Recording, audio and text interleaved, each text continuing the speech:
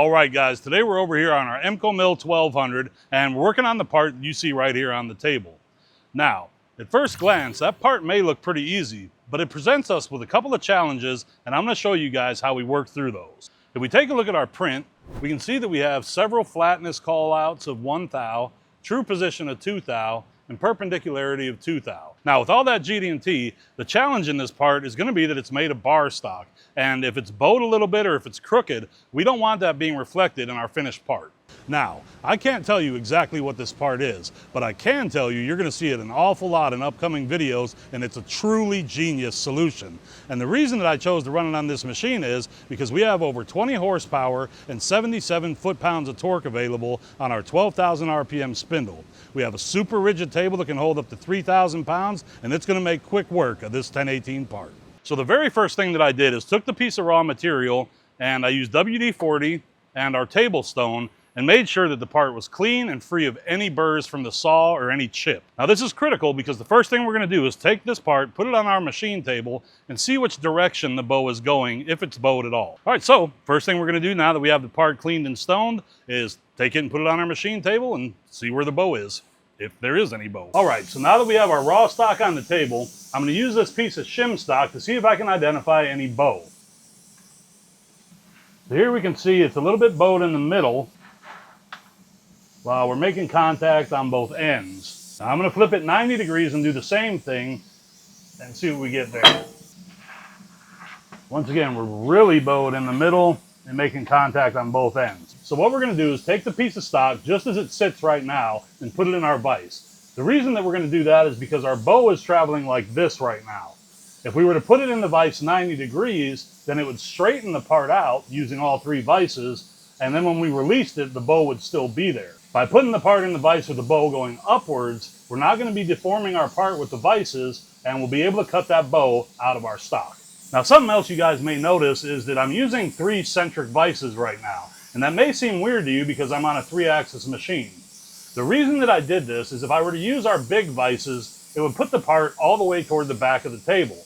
Now, this part isn't light, so I don't want to have to stand here and be lifting this part all the way forward and potentially hurting my back. Likewise, if I would have used the long vices and just turned them 180 degrees so that the jaws were towards me, it would present a challenge for me tightening the vices all the way back here on the back of the table. So, for this application, these centric vices work really well, and that's what we're going to use.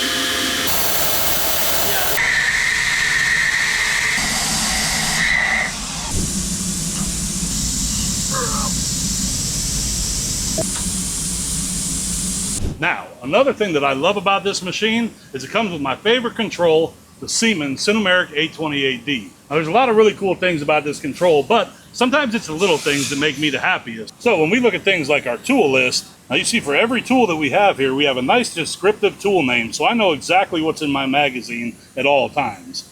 So if I want my 3-inch face mill, I just look for the 3-inch face mill. If I want my engraver, boom, it's the engraver. No confusing tool numbers, and everything's right where I know it's at.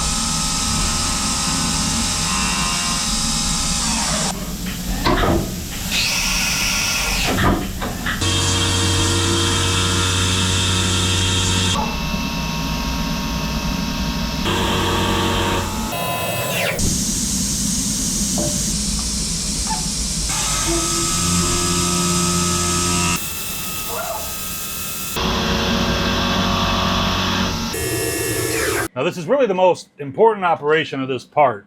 In order to get everything perfectly true to itself and make sure that all of our datums are right and everything, we're going to cut every single surface to finish in this operation. So in the previous operations, I was leaving 10 or 20 thousandths on every wall. That way if I dinged it while I was flipping it, it wouldn't really matter. Now we're going to complete all of those faces in this one operation, bolt it straight to our table to make sure it's true to our machine. Once we get our 4 bolts snugged, then we're going to throw an indicator on the spindle and we're going to make sure that this part is perfectly straight. Even though we have a key on the bottom, there's still some tolerance there, so we want to make sure that our part's not sitting in there a couple thousandths crooked.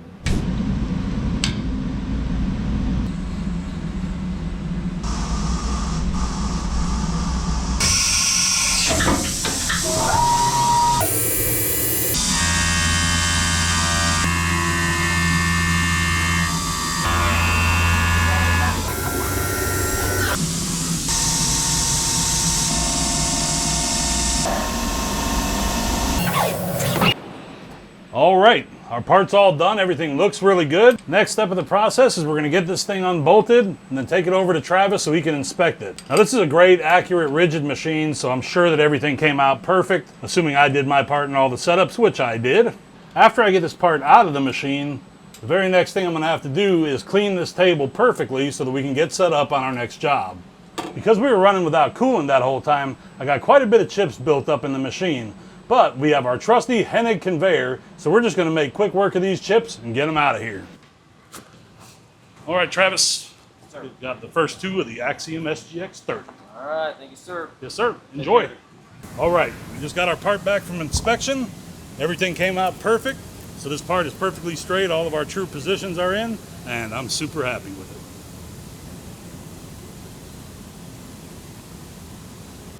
Now again, I can't tell you guys what this part is, but it's super awesome, and when you guys see it, you're gonna be blown away. So please stay tuned, like and subscribe, and I'll see you guys again soon. If you wanna learn CAD, CAM, and CNC, visit our online academy. We have over 800,000 students currently enrolled, and it's absolutely free.